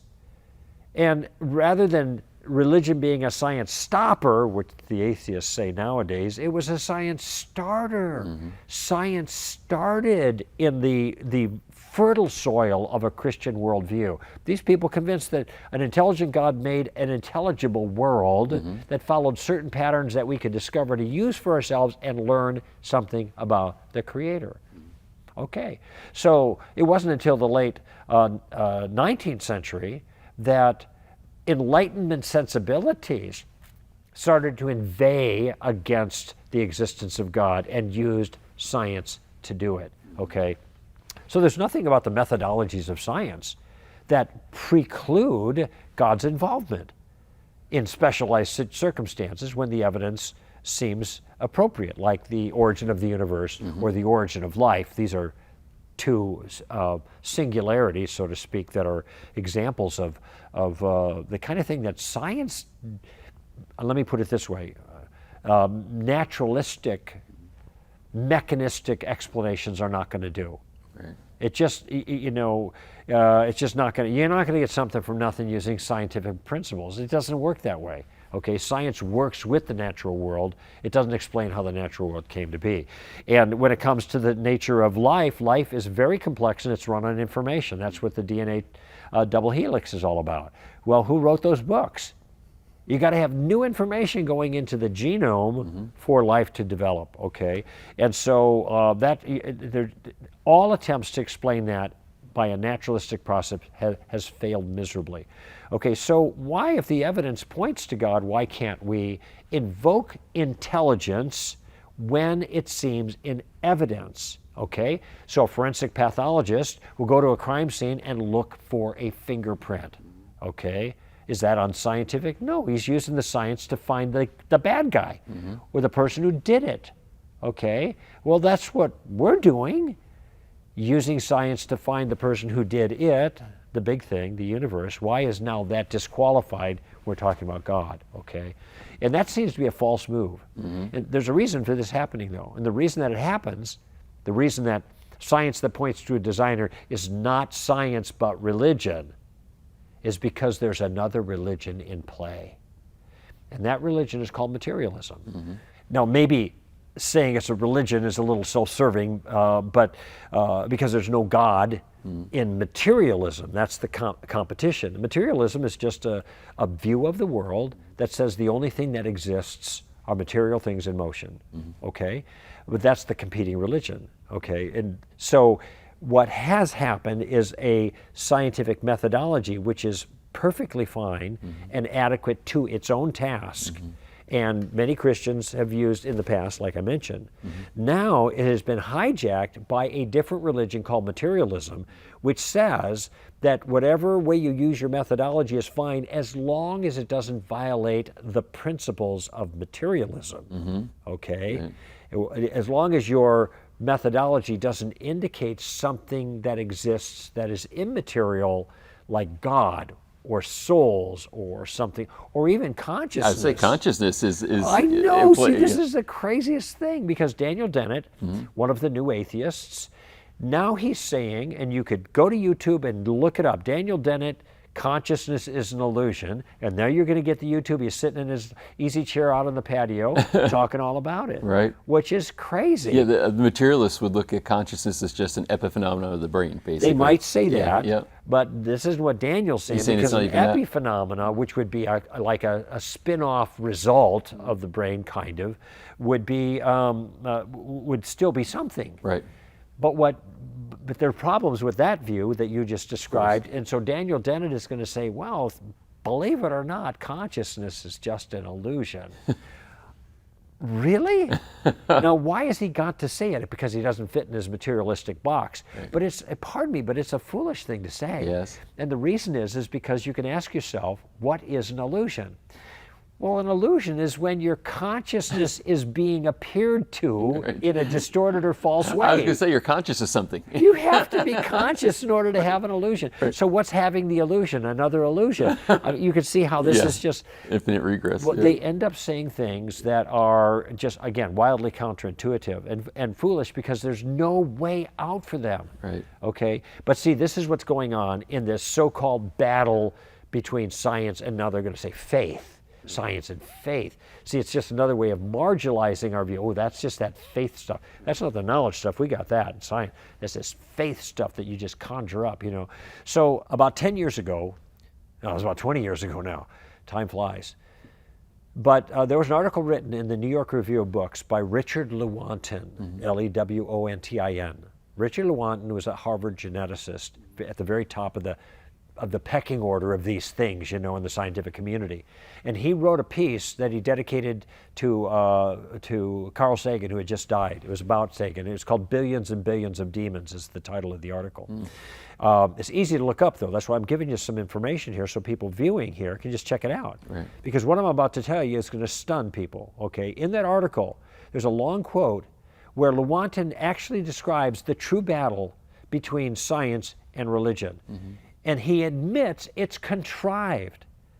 That is, it's not the methodologies of science that require us to come to conclusions that are materialistic, but it's rather our imposed philosophy of materialism, our a priori commitment to materialism is the way he puts it. Right. That means before the evidence is in, that force us to accept what he calls just so stories, or concepts that are beyond common sense or contrary to common sense, because of this commitment. And then his famous line, why rig the game this way?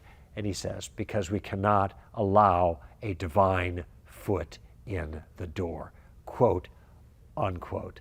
There it is. Richard Lewontin, one of the brightest minds in the business, is admitting to the world that the game is rigged. And he's not the only one who's done that. There have been many more, but his is the most famous example because it's so bold and unapologetic. And he does it before the world. The New York Review of Books. So this is what's going on.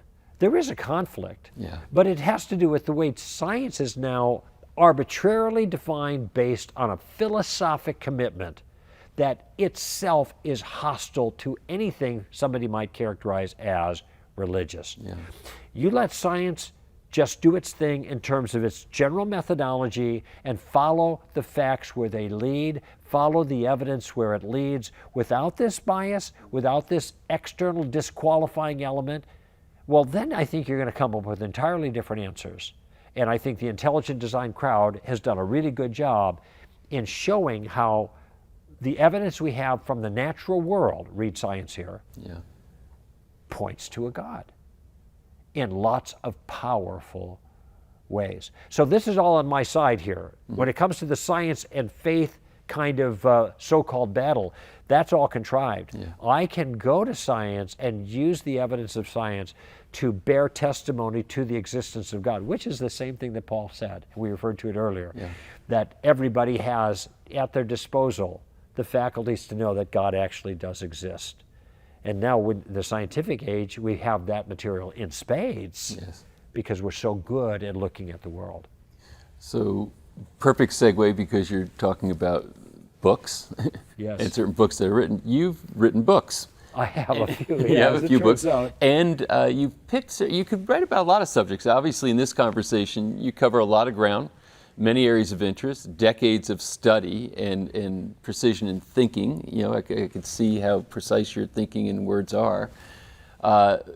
What books did you write, and why did you choose those particular subjects? Well, I've actually written 7 now, and the ones I think that are most important, I'll just talk about 3 because they really fit a particular paradigm. I don't actually like writing. I write because it's something I'm capable of doing for an important purpose. I'm entrusted with a stewardship. That's the way I look at it. And so I want because I don't particularly enjoy the process, it's a lot of work. Yeah. I want what I write to be durable, and it will only be durable if it speaks to important things in a way that people can understand and apply. Okay, so the first book that I wrote it with a colleague, Dr. Frank Beckwith, and the book was called Relativism, and the subtitle is Feet Firmly Planted in Midair. And this is where we take on the topic of moral relativism and in its various forms, and why culture has embraced it in different ways, and the impact it has, for example, on the question of abortion or on sexual issues and other policy concerns in our culture. And then what objective morality says about the existence of God. So that book is over 20 years old, almost 20 years old, and it's still selling, right. And it's still meeting a need because the problem is still there. Yes. The second book I wrote that's in this category is a book on maneuvering in conversations.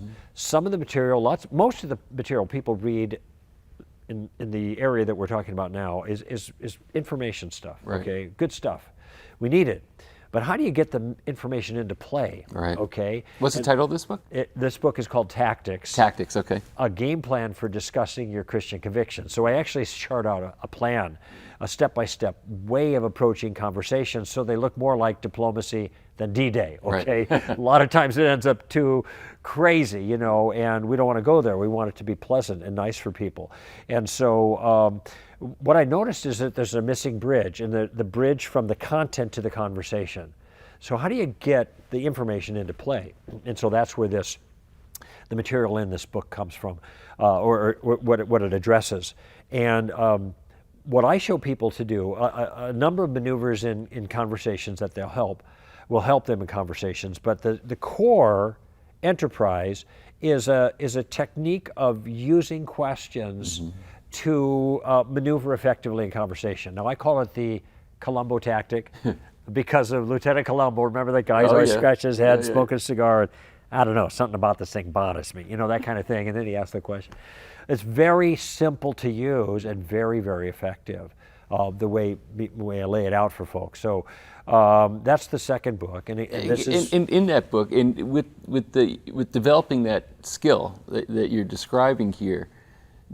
You know, I'm kind of asking a leading question here, but It's okay. Do you find that because somebody, as you develop that skill, it actually self-empowers? Not even. I mean, there's obviously the issue of being able to be effective in communication, but the more that you become effective in being able to communicate, your own conviction can grow also. Yeah, I think what happens more than in that situation, more than the conviction growing, is the courage to communicate the conviction grows. Yes.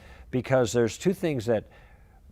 Probably more, but two things I think of that create courage, and one is preparation. Okay, if you got a plan, you know, then you can put on your game face and execute. Right. You know, even though you're like oh, okay, we got a plan. Right. And then execute is action. You Yeah. move. Right. You start moving, and that helps you. So if people who are nervous and sitting on the sidelines, sitting on the bench, are given a plan and encouraged to just move forward a little bit, they're going to do it, or more likely to do it. And so what I tell people regarding this material is I say, you don't have to swing for the fences. Use my baseball metaphor here. I say, you don't even have to get on base. Yeah. That is, you don't have to lead people to Christ, or you don't worry about that yet. You don't have to be a great apologist. You don't have to be a great theologian. You don't have to even get on base. Mm-hmm. I just want you to get into the batter's box. And this game plan will help you to do that. Now, this book is a bestseller as it's turned out over the last 8 years since it's been out.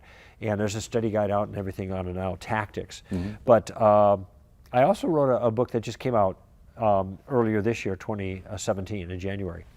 And the title of that book, which is going to sound familiar because I've been working into our conversation here this whole hour or so that we've been talking, is The Story of Reality. How the world began, how it ends, and everything important that happens in between. Wow. Okay.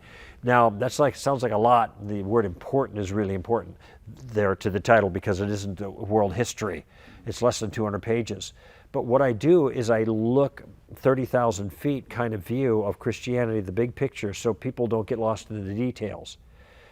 I mean to show how it all fits together, not only so Christians can understand it, but for tire kickers who are thinking about what's going on here. Mm-hmm. I can show the coherence and continuity of the Christian worldview from beginning to end in a way that makes sense of the world as we experience it. Mm.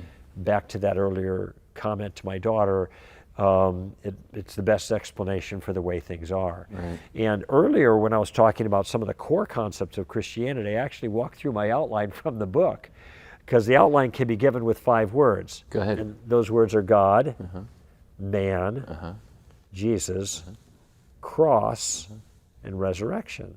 Okay, and here I mean the final resurrection. Of course, secured by the resurrection of Jesus, which I do speak about, but I'm talking about the end. So I got the beginning, I got the end, and I got everything important that happens in between.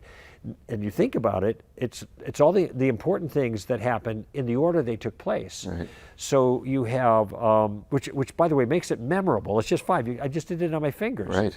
My 9-year-old, when she was 6, she could do this. God, man, Jesus, cross, resurrection. Because our story starts with God, and then he makes the most valuable thing in creation, human beings, to be in friendship with him. But then man got himself in a heap of trouble that required that he get rescued. And so God becomes a man in Jesus to initiate the rescue operation. He accomplishes that by the way he lives his life and something he does on a cross, and what we believe about what he did on the cross will determine what happens to us in the final resurrection. So there's kind of the big picture. And I intended it to be kind of and please forgive me for the comparison, but I wanted it to be like a Mere Christianity for a new generation. Now, I'm a little uncomfortable saying that because C.S. Lewis is in a class entirely by himself, and there will never be another, okay? And that's also true of Mere Christianity. But a lot of people find that Mere Christianity is not as accessible for them now as it would have been to an earlier generation. It was written, I think, in 1951. And so my attempt is to write in a kind of accessible style of Lewis, covering a lot of the same ground that he did, and in an affable manner, a genial way. It's like we're doing now. Right. We're just sitting down and talking, and I'm talking with the reader. I'm not talking at the reader. I'm not talking to myself or the reader listening in. I'm talking with the reader and engaging him and trying to anticipate objections to what I had just said and then answering them. And so my hope is that this will fill a niche not only for younger Christians who want to lay a foundation, or for older Christians to clarify the foundation, but this is a book that any Christian can give to a non-Christian friend without embarrassment, because I'm not condescending, I'm not patronizing, I'm not overly triumphal in this, and I'm not using a bunch of Christian lingo. I'm just talking like a human being, much like I think we've been talking here in our conversation, in a way that's accessible to people, but still making the case that Christianity is the best explanation for the way things are. Yeah. Okay, so those are the three big titles, and there's some spin-offs that are in the works for them. But I think if people are interested in learning about some of the things that I've said here, then those would be sources they could go to get some really good working knowledge that will help them engage their friends, their acquaintances, other family members. So with this kind of integrated view of reality, or let's talk about, saying there is a view of reality. Yeah. Do you think that there's a fundamental or innate human need to have an integrated view of reality, a way to be able to have things kind of come together? Yeah. And say, okay, now I have a view of reality that I can embrace. Yeah. Human beings are truth seekers by nature, okay? And some atheists have made the observation that we look to make sense out of things, all right? And therefore, because we have this tendency, they are dismissive of intelligent design arguments. Oh, we're just telling ourselves story. We find patterns, right? Okay, well, just because, and so that's a way of dismissing what seems to be a pattern of intelligent design. But I think that objection defeats itself. Yeah. Because maybe we're finding patterns, which strikes me as a design feature itself. Right. Okay, that's one thing. But secondly, we're finding patterns that are real patterns. Yeah. I mean, they seem to think that they found a pattern in Darwinian evolution, Yeah. and it's not enough for me to say to the Darwinists, oh, we're just pattern-finding creatures and just wave my hand so that evolution goes away. That's not the way to treat that kind of idea. And so I think that we are pattern-finding creatures because there are patterns to be found. And one of the patterns, the most meaningful pattern that we're looking for, is a pattern that makes sense of our own existence. What's it all about? That's a question that is at the heart of every human being, and they ask it at some time in their lives. Now, sometimes people are so distracted by pleasure, people are wealthy enough to distract themselves from the big thing. They can just kind of keep feeding their own senses and keep them distracted. But I think most ordinary people realize that there is meaning to be found, and we're not just wishing on a star when we're looking for it. C.S. Lewis has a famous argument called an argument from desire. And essentially it is, we feel thirsty because there are things that can slake our thirst. If there was nothing to satisfy thirst, there would be no thirst feeling.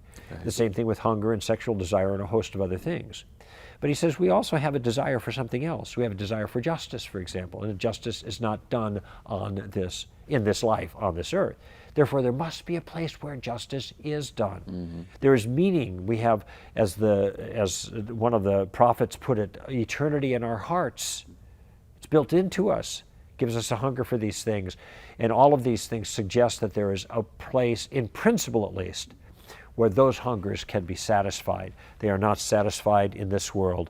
They must be satisfied in another. It's a huge theme in Lewis's writings, and it's one I develop in the story of reality as well, this yearning that we have. So when Lewis says that the door that we've been knocking on all of our lives will finally open, he's referring to this existential yearning and hunger, desire that you just identified for meaning in our life. There is a door that we can go through that will answer all of those questions. But we don't have to wait to the end of life to know that there's a door to go through. We can be on a path towards that door now, and we have clues to that the author of the story has already given us. And those are the clues that we can discover without reading the story. You know, some things are obvious and other things the author has to tell us. And that's where we go to the Bible, the ancient Hebrew prophets, Jesus of Nazareth, and the people who Jesus taught himself, personally taught, to follow after him. And these are the places we can go for insight into these things. And I think when we read these things, and we give it a chance, we don't read it necessarily with a skeptical eye, because it's not charitable to pick up any author and just read him with a skeptical eye. Why don't we just let the guy speak for himself and see what resonates with you? And I think that what people will find is that when they read these accounts and what Jesus had to say and what the prophets had to say, man, something happens inside. It resonates with a deep intuition. It provides answer to this question about meaning that churns in all of us at one time or another. So this brings me to my last question for you. All right. You lead a robust intellectual life. You've done a lot of thinking, you've written books, and you have a, maybe mischaracterized, but let's call it a Christian intelligence.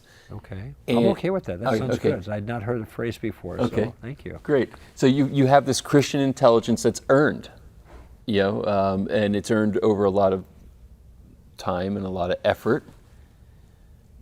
But there's also, to go with it, a Christian heart. Yes. Indispensable. And that's what I want you to speak to now, because the passion and the intellectual passion is all there. And then there's this, now you characterize it as an indispensable Christian heart. Right. Can you just give me your sentiments around that, Sure. even in a personal way? Yeah. It would be fair to say that the entire enterprise is about that. Mm-hmm. When Jesus came, and this is a fairly famous line at the Last Supper, he said, he breaks the bread, he gives the wine, he says, this is the blood of a new covenant. Mm. This is my body broken for you. What new covenant? Where did that come from? New Testament, new covenant. Oh, right. Well, that's why it's called that.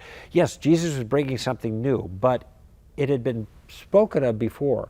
If you go back to the ancient Hebrew prophets like Jeremiah, mm-hmm. Jeremiah talks about a new thing God would do that he calls a new covenant or contract or agreement, whatever.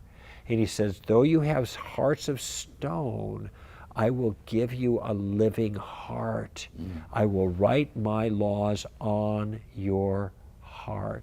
So one of the provisions, or the core provision, is of the new covenant, which is the point of it all. Mm. It's the apex. It's what the whole story has been building towards, what God is giving us and made possible through Jesus, is a brand new heart restored from this broken, sullied, corrupted, twisted heart that was a result of the fall and we've inherited. Now we get a new heart. That's why Jesus said you must be born again. That's what he's talking about. Okay? And there's something new that's got to happen. Well, this is the new life. This is the whole point. This restored friendship, relationship with God that then allows us to track in the kind of direction that God wants us to track and to have the kind of life that he wants us to have. Jesus talks about eternal life, which sometimes we think about off in the future sometime. When I die, I'll get eternal life. But he didn't say that.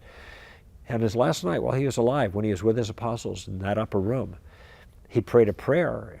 He prayed a prayer to the Father. And in that prayer, he said, he talked about eternal life, and he said that they may know you. This is eternal life, that they may know you and your Son whom you've sent. So real life, it can be had right away, and that is that restored, renewed relationship with the Father. Mm-hmm. That's what it's all about. So there's a certain sense in which all that we have talked about has really been stepping stones to get people to the door where they enter into what it's really all about. Mm-hmm. That communion and union with God in that friendship that he intended with us from the beginning. Okay? And all this other stuff is fighting off the naysayers. People trying to drag you away from the path or the door, whatever, get to the door. Now don't go there, that's dumb, that's stupid, that doesn't make any sense, that's wrong, that's evil, that's bigoted, that's narrow-minded. Okay. So we're answering all of that stuff so we can get people to the door to meet the man Jesus, be restored to the Father. Back to a parable that Jesus describes, the son who goes away to a far country, and spends his money illicitly, and then he's left not free. Let's go back to the earlier comment about my own testimony. Yeah, do your own thing, it's free. No, it's free, it's slavery. Yeah. And he's slave, and he said, oh, I could just go back to my Father. I do better as a servant than I'm doing here. Maybe he'll take me back. And as he goes back, his Father is waiting, and he's looking. And it's interesting how Jesus tells the parable, because it says that he sees, and he speaks, and he runs, and he embraces. You know, so it's the eyes of love, the mouth of love, the arms of love, the legs of love. It's all welcoming and pulling the son. My son who is lost is now found. And see, that's what we want. We want people to go back to the Father. We want people to go back to the Father. Now, what happens when they go back to the Father? Well, they are restored to the right relationship with God. Now they're back in the family, but this is when the fun begins. And I kind of raise my eyebrows because fun's not always fun when you're in the midst of it, because we're a mess. Okay, and so even though we're made right with God because of what Jesus did for us, we still got a lot of learning to do. And this is when we embark on a lifetime existential journey with God as He puts us through our paces to raise us up as children into adults spiritually. That's not easy. Yeah. And that's not fun. So a lot of times you hear Christians, in my view, they're a little bit over triumphal. Everything's great, everything's wonderful. Wow, fabulous, isn't it great to know the Lord? You know, He'll fix your marriage, He'll straighten out your kids, He'll straighten out your finances and get your business dealing all together. Wait a minute, you know, that isn't what He promised.